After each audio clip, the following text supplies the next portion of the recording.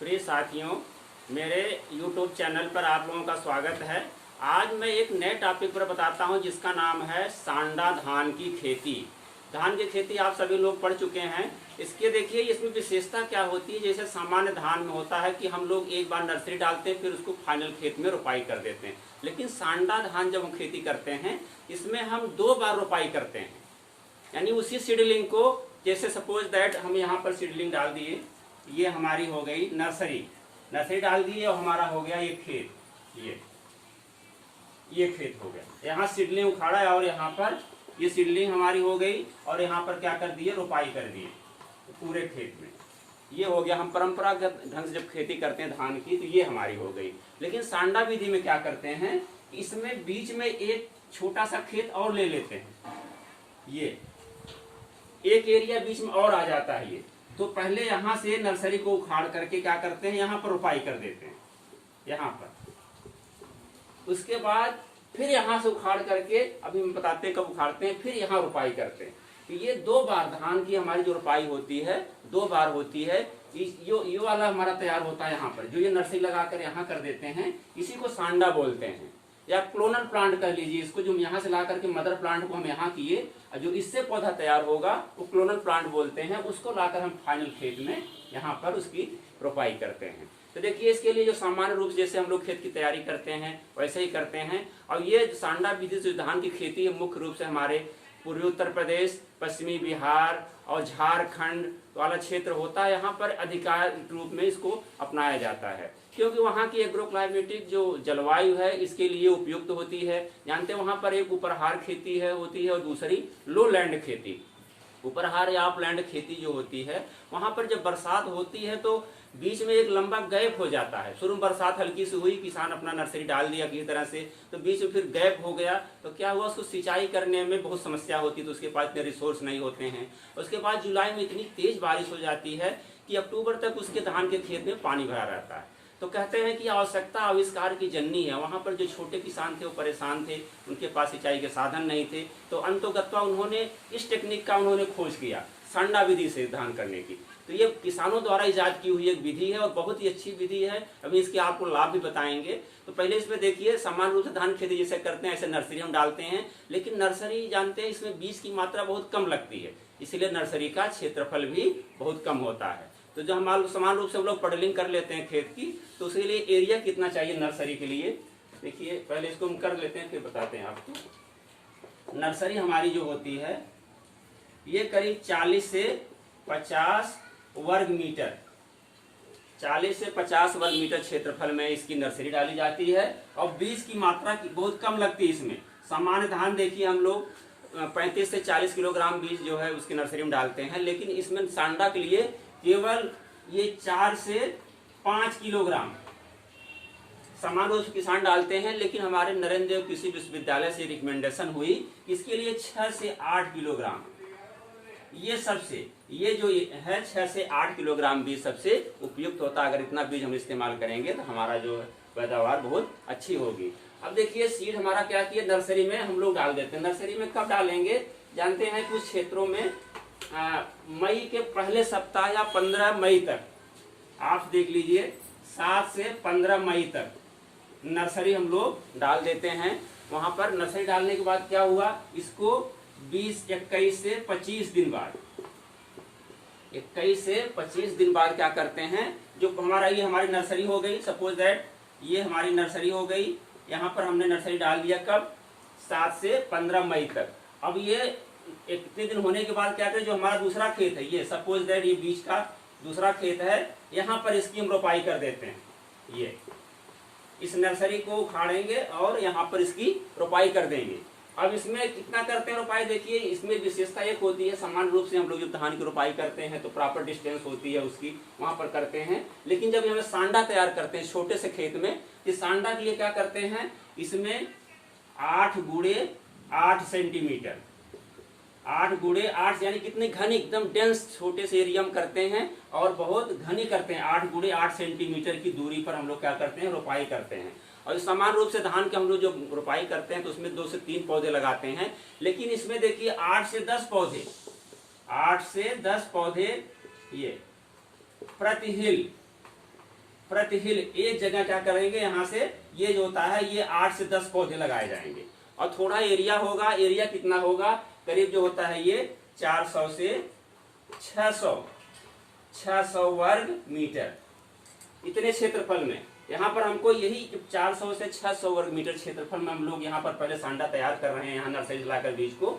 और यही 400-600 से जो हमारा ये तैयार होगा सांडा, इसकी हम रोपाई कितना करेंगे, 1 हेक्टेयर में। ये हमारा इतने 1 हेक्टेयर रोपाई के लिए पर्याप्त होगा। तो यहाँ पर देखिए ये सो कर लिए। अब यहाँ से जब ये 20-25 दिन हो जाता है, पहले यहाँ पर 21 से 25 दिन बाद इसमें रोपाई किए, और फिर 21 से 25 दिन बाद, 21 से 25 दिन बाद इसकी करते हैं, 21 से 25 दिन बाद, या कहेंगे 30 दिन में किसान करते, बताते ज्यादा उपयुक्त होता है, लेकिन सबसे बढ़िया होता है 25 दिन बाद। फिर इसमें से मुखाड़ते हैं। नर्सरी जो हमारी ये तैयार हो रही है क्या हो गई, यहाँ से लाए इसको मदर प्लांट, यहाँ से लाए मदर प्लांट से रोपाई कर दिए। अब इसमें जो तैयार हुआ हमारा 25 दिन इसमें रह गया, यहाँ 25 दिन इस खेत में रहा, यहाँ से 25 दिन यहाँ 50 दिन हो गया। अब इसको उखाड़ कर क्या करते हैं, क्योंकि एक हिल पर हम लोग एक जगह पर 8 से 10 पौधे की रोपाई किए थे, तो उसको खेत में पानी भरे रहते हैं और उसको उखाड़ते हैं। जो हम लोग पर हिल पर यहाँ पर रोपाई किए हुए थे पौधे को उखाड़ेंगे, उखाड़ करके पानी खूब साफ करते हैं, उसकी जड़ को एकदम साफ कर लेते हैं। और एक एक पौधे को, एक एक दाने को हम लोग क्या करते हैं, उसको अलग करते हैं।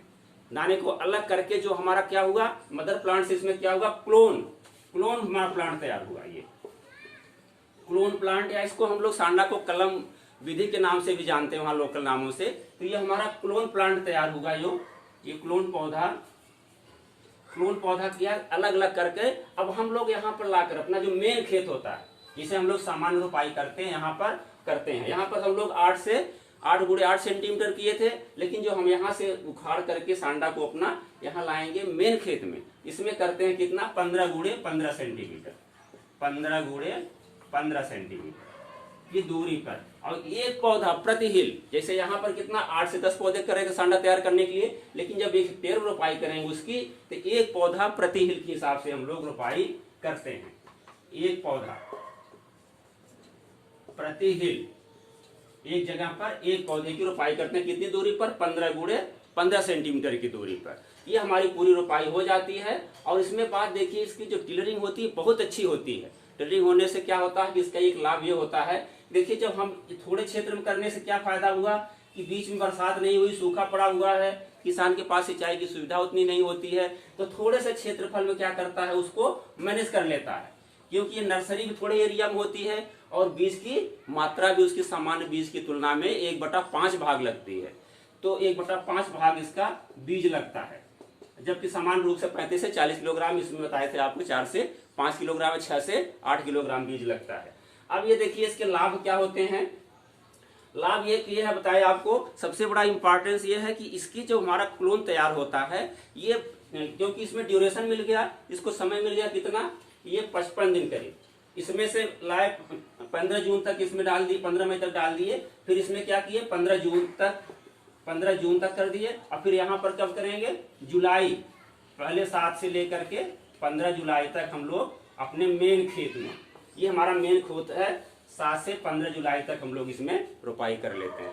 इस समय तक हमारा पौधा क्या होता है, बहुत मजबूत हो चुका होता है। जैसे हम लोग नर्सरी से लाते हैं पौधे को, तो क्या होता है, बहुत टेंडर होता है, मुलायम होता है, कोमल होता है। तो यहाँ पर क्या होता है, वो सड़ गल सकता है पानी में।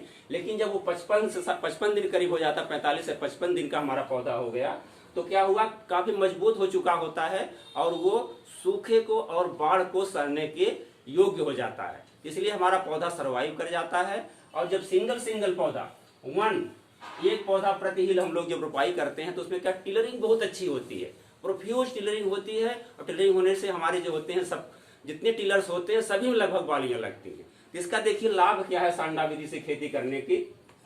इसके सबसे बड़ा लाभ ये होता है, देखिए एक तो इसमें जो हमारा जो पौधा होता है वो इसमें बहुत ही स्ट्रांग हो जाता है। वो किसी भी कंडीशन को, चाहे सूखा हो चाहे बाढ़ हो, उसको सर्वाइव कर जाता है और मजबूत हो जाता है। और उसमें टिलर्स की मात्रा बहुत अधिक निकलती है।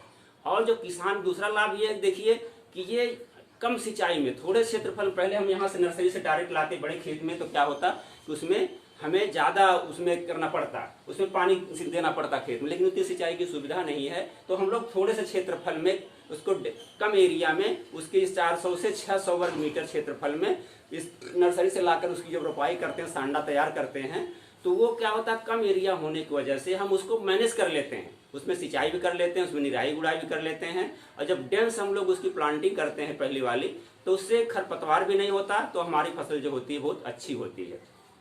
जब हम यहाँ से हो गया तो इसमें जब डेंसिटी होती है तो क्या पौधा मजबूत हो गया, और जब यहाँ जुलाई में रोपाई करेंगे तो उसमें क्या होगा, खरपतवार की मात्रा भी हमारे फसल में नहीं होगी। और जो तमाम इसमें देखिए एक लाभ और है कि जो हम सांडा विधि से जब खेत की रोपाई करते हैं तो उसमें हम रोग और बीमारियां भी नहीं लगती, कीड़े भी नहीं लगते। तो कीड़े देखिए तमाम प्रकार कीड़े धान में लगते हैं, ब्राउन जो होते हैं, हापर होता है वो लगता है, तमाम इसमें कीड़े लगते हैं, गंधी बग लगता है। लेकिन जब हम इसमें करते हैं सांडा विधि से, इसमें जो होता है फाल सिस्मेट, एक सबसे खतरनाक बीमारी इस समय पूर्वी उत्तर प्रदेश में, क्या पूरे उत्तर प्रदेश में धान वाले क्षेत्रों में हुआ है, फाल सिस्मेट। ये फाल सिस्मेट है, फाल्स स्मेट। ये फाल्स स्मेट जो होता है सबसे खतरनाक है इस समय, इसको कहते हैं हम काला कंडुआ, इसको काला कंडुआ के नाम से भी जानते हैं, काला कंडुआ।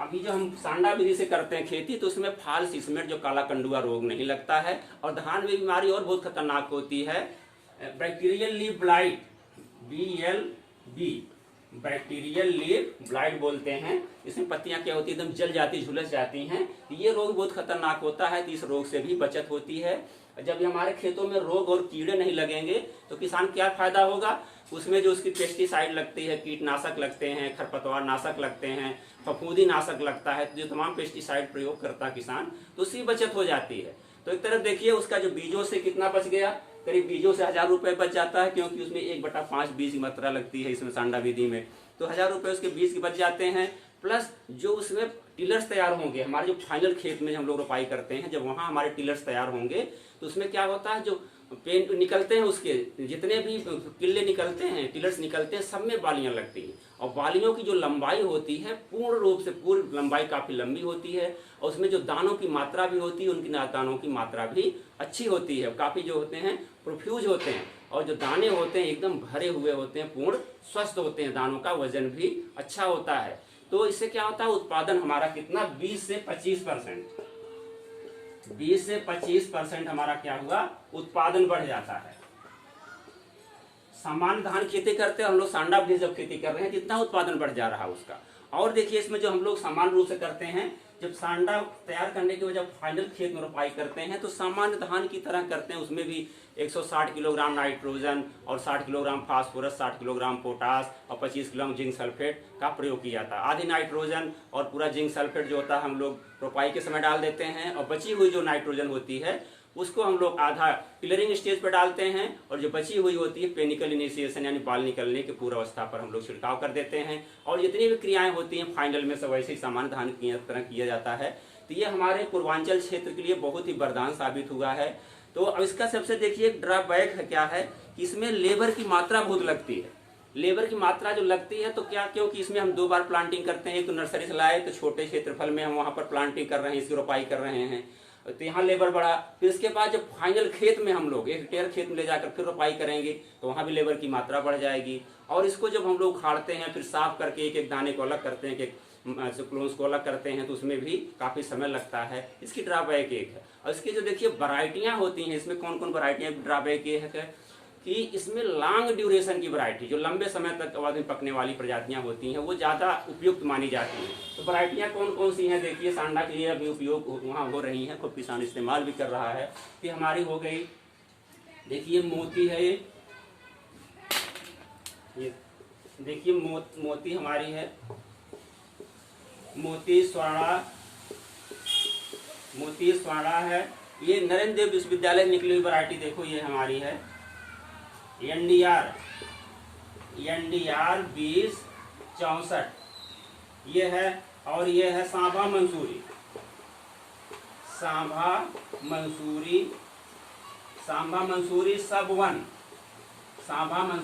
सब 1। ये दोनों तो अभी रिसर्च द्वारा सिद्ध हुई है, सब बहुत बढ़िया चल रही हैं। इसके अलावा काला पैडी भी एक हमारा है, काला नमक, ये सेंटेड वैरायटी है काला नमक। ये भी काफ़ी उगाया जा रहा है वहाँ पूर्वांचल क्षेत्रों में। तो ये भी इसमें सांडा विधि से हम लोग इसके इस्तेमाल कर रहे हैं। तो ये वैरायटियाँ बहुत अच्छी चल रही हैं। मोती सोना है, NDR 2064 और सांबा मंसूरी सब-1 काला नमक, ये बहुत अच्छा वहाँ पैदावार देता है। इसके अलावा देखिए इसमें ये ड्राबैक हो गए कि हम लॉन्ग ड्यूरेशन की वैरायटियाँ उगा सकते हैं, और किसान इस चीज़ को अभी भी बहुत अपना रहा है, और ये इसका क्षेत्रफल बढ़ता ही जा रहा है। ये पूरा आपका बिहार वाला क्षेत्र लेकर के उधर झारखंड का, ये हमारा जौनपुर, आजमगढ़, मऊ, बलिया, बनारस, ये गाजीपुर, ये गोरखपुर, ये वाला क्षेत्र पूरा इसमें सांडा कल्टीवेशन से बहुत ज़्यादा खेती कर रहा है और अधिक से अधिक लाभ भी ले रहा है। तो जहाँ पर इस तरह से लो लैंड की एरिया है वहाँ पर इस चीज़ को अपनाया जा सकता है। तो वहाँ के एग्रोक्लाइमेटिक कंडीशन के लिए ये सांडा विधि से खेती, जो डबल रोपाई हम लोग करते हैं, ये बहुत ही उपयुक्त है। तो वहाँ किसान अपना रहे हैं। लेकिन एक हमारे वहाँ पर BHU बनारस हिंदू यूनिवर्सिटी से एक रिकमेंडेशन आई है। उनका रिकमेंडेशन ये है कि इसे हम लोग रोपाई करते हैं वहाँ समान रूप से जो किसान करते हैं वो क्या करते हैं कि पहली रोपाई 25 दिन पर करते हैं, 25 दिन पर, और दूसरी जब रोपाई करते हैं तो कहते हैं कि उसकी 30 से 35 दिन पर होना चाहिए, 30 से 35 दिन पर। लेकिन बनारस हिंदू यूनिवर्सिटी में अभी जब देखे कि सांडा का प्रचलन इतना हो गया तो उन्होंने एक रिकमेंडेशन जारी किया रिसर्च करने के बाद कि 3+3 यानी 20 से 21 दिन के बाद या 25 दिन तक हम लोग क्या करें, पहले जब नर्सरी से ला करके सांडा तैयार करते हैं वहाँ करें, और फिर जब सांडा में जो हमारे 20 से 25 दिन बाद फिर हम लोग फाइनल खेत में ले जा करके उसकी रोपाई कर दें। यानी 45 से 50 दिन में हम लोग फाइनल खेत में अगर उसकी रोपाई कर देते हैं तो उसमें टिलरिंग की मात्रा और बढ़ जाती है, तो हमारी पैदावार भी बढ़ जाती है। तो इस प्रकार एमडी यूनिवर्सिटी में भी इस पर रिसर्च हुआ तो उन्होंने भी यही रिकमेंड किया कि 3+3 या 3+4 यानी पहले 3 सप्ताह में पहली जो हम नर्सरी से करते हैं रोपाई सांडा में, जो सांडा सुखाड़ करेंगे ये सांडा वाले खेत में 4 सप्ताह तक रहता है हमारा ये पौधा। जो क्लोन होता है ये क्लोन 4 सप्ताह के बाद हम लोग क्या करते हैं फाइनल खेत में ला करके रोपाई कर देते हैं। तो ये रिकमेंडेशन आई, इससे किसानों को और लाभ हो रहा है, किसान इससे भरपूर खेती कर रहा है और अपनी आर्थिक स्थिति भी सुधार रहा है। तो दोस्तों इस लेसन को ही समाप्त करते हैं। धन्यवाद। और सांडा की खेती अच्छे से आप लोग संपन्न करिए और अधिक से अधिक पैदावार लीजिए, और हमारा किसान खुशहाल रहेगा तो हमारा देश भी खुशहाल रहेगा। धन्यवाद, नमस्कार।